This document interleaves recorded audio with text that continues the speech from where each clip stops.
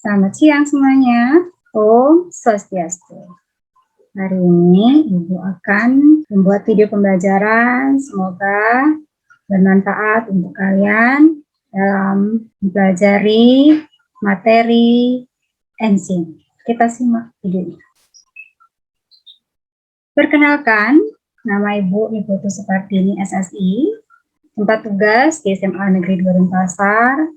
Tanggal mulai tugasnya 1 Juni 2014. Mata pelajaran yang Ibu ampu adalah biologi. Hari ini kita akan bahas bab kedua, metabolisme. Sepokok bahasanya adalah enzim.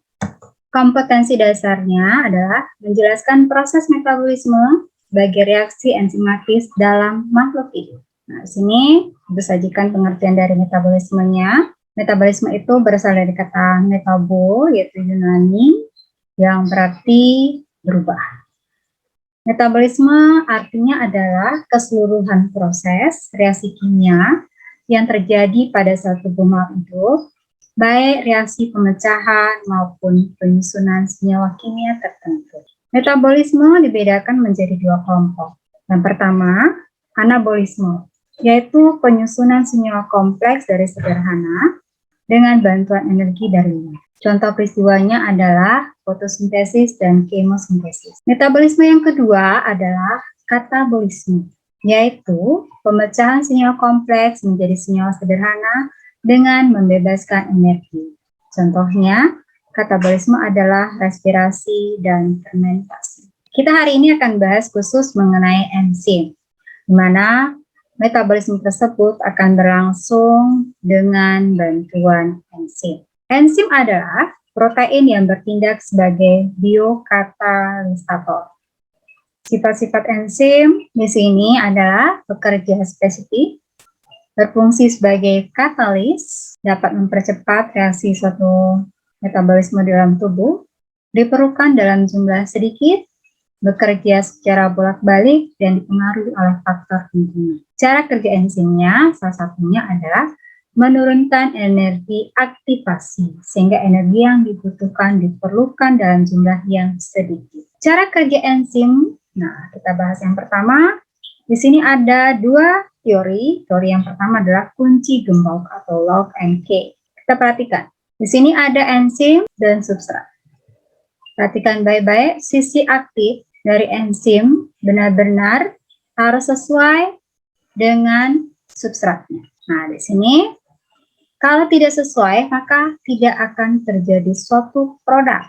Maka dikatakan kunci dan gembok yang saling mendukung satu sama lainnya. Untuk teori yang kedua, yaitu induksi fast atau industri. Enzim ada substrat. Nah, sisi aktifnya ini jauh lebih fleksibel dan bisa berubah sehingga akan mudah terbentuk produk. Ini penjabarannya. Teori kunci gembok. Enzim memiliki sisi aktif, di mana sisi aktif enzim punya bentuk tertentu yang hanya sesuai untuk satu jenis substrat saja.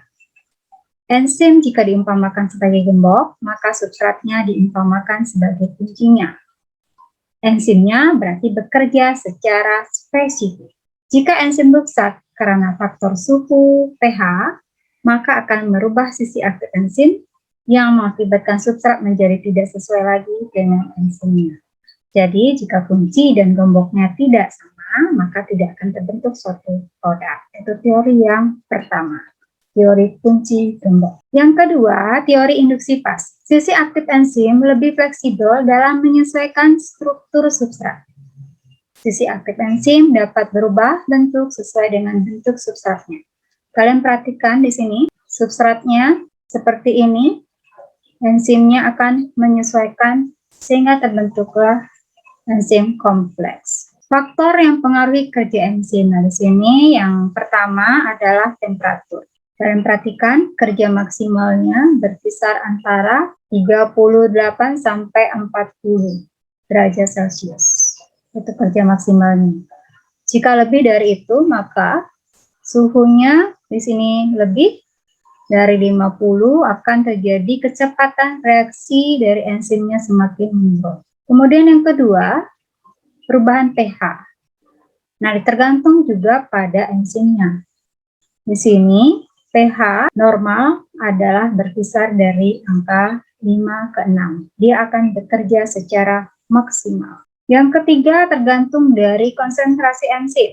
Kalian perhatikan di sini konsentrasi enzim dengan kecepatan reaksi enzim.